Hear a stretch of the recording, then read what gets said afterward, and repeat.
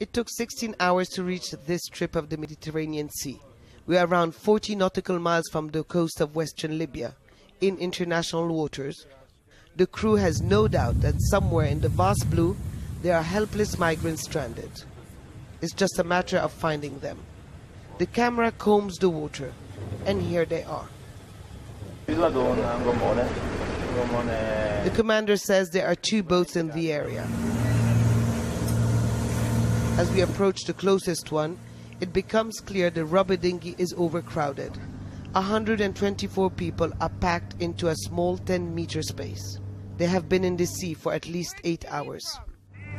So they're saying that they left at 6 in the morning and that this skipper abandoned them. They have no more water. Now the reason we came on this dinghy is because the sea is slightly rough. So they rather escort the dinghy to the main vessel than actually bring the vessel, which can create a bit more waves, and they could panic and then it could capsize. It's a delicate maneuver, slowly pushing the fragile Zodiac towards the ship. The migrants don't know how to swim. They are tired. The crew needs to act quickly. Language can often be a barrier, so I'm asked to help. In Arabic, I pass on the message. They are safe, but they need to sit down and above all, stay calm. The first one off is the only child on board.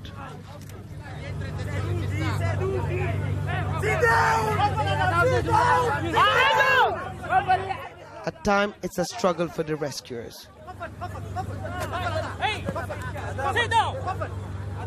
The last one off was this Eritrean man.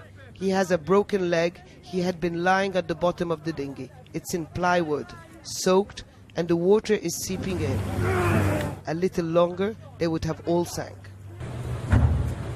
8 nautical miles further northeast, the second rubber dinghy, desperately trying to send a distress signal.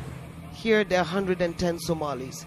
They have little fuel, but it would have never been enough to reach the closest coast. The engine broke down, so they were floating aimlessly. There are many women here. Some are pregnant. They've been in the water for around 20 hours. Everyone is exhausted and frightened. Their legs are numb. Some need to be held. Others limp. In little over an hour, 234 people were saved. The crew is also tired but proud that yet again they saved lives. The people here are hungry, but they can't eat yet. The sea is getting rougher and they could get sick if they had food. In the meantime, they fall into a deep sleep, the first rest without fear in a very long time. Huda Abdelhamid, Al Jazeera, in the Mediterranean Sea. Their stories are common ones of escape from war, oppression and poverty. Their ordeals a symbol of the many troubles of our times. Risking their lives across the Mediterranean Sea was their only option. They were found adrift in the water by the Guardia di Finanza, the Italian border police. The rush to get on board the Italian ship, a testimony of how frightened they were, stranded in the water with no coast in sight. He says the Libyan skipper abandoned them. They had no water or food.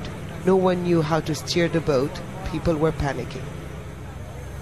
Their suffering is etched on their faces. Some stare into oblivion, perhaps trying to come to terms with what they've been through. Nama left behind her 2 children with her mother in Somalia. Her husband is in Yemen. She lost contact with him when war broke out there 2 months ago. We could not talk or ask anything in Libya. Each time we opened our mouth, they would beat us with a stick. They raped us until we paid money. It was horrible. I never expected to be treated like that in an Arab country. There was no mercy. I really thank Italy. Nobody has been so nice with us in a long time. The women huddle together, even though the ship is slowly taking them away from the African coast. Forgetting the rape and humiliation won't be possible. Some are pregnant. There are also many teenagers. Faisal had first fled from Somalia to Yemen, but war caught up with him, so he had to move again. In Sudan, I was captured and locked in a house for 18 days. I escaped and went to Libya. I was penniless. I left Yemen with nothing on me. I was hoping to find some compassion, but nothing. Today is my birthday. When I touch land, I will drink 10 Pepsis to celebrate. It's a new beginning. The deck was silent. Many slumped into deep sleep. The ship continued to sail back to Europe. As night falls and the coast of Italy appears, life returns on deck. Now there are smiles, perhaps the first ones in a long time. This is the moment they've been waiting for so patiently here on deck. The moment they can get off the boat and touch land. For them it means they're finally in Europe. A whole new life is starting, even though they don't know what it means. There's a rush to get off the ship. This time there's excitement, maybe even amazement, that after suffering so much, there are some of the lucky ones who made it to Europe. Huda Abdelhamid, Al Jazeera, Lampedusa. First steps on European soil. They arrived in the dark, not knowing exactly where they were, haggard, tired, hungry, and very relieved they left war behind them. This is the center they were brought to on that night when they got off the ship. So we came back a few days later to check on them, see how they're settling in, and also to see whether they're still all here or some have already moved on.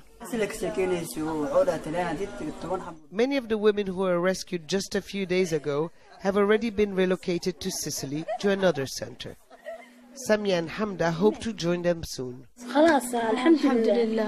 It's over, she says, thanking God. In the sea I was really tired. The water was coming in and the boat was rocking.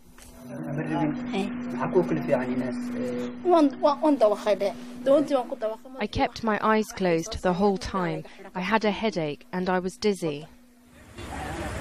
They had been stranded on a rubber dinghy for 20 hours.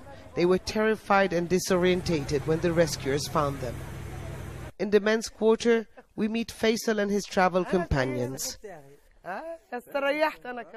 Faisal has been smiling ever since he saw the Italians come to his rescue. At the time, he said he would celebrate drinking 10 Pepsis.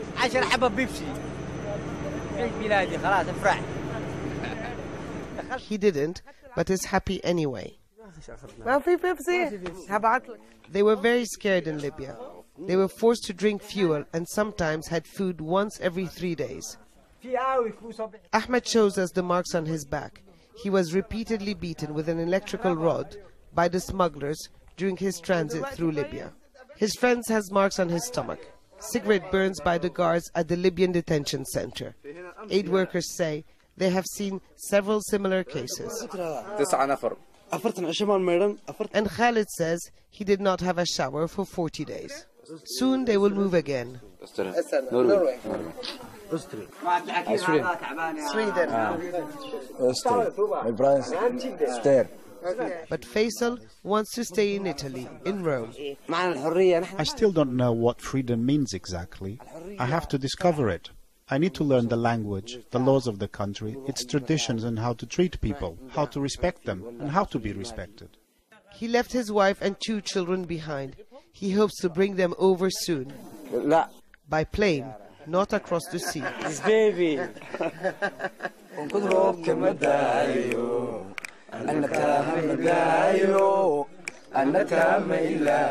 Fate brought these young men together.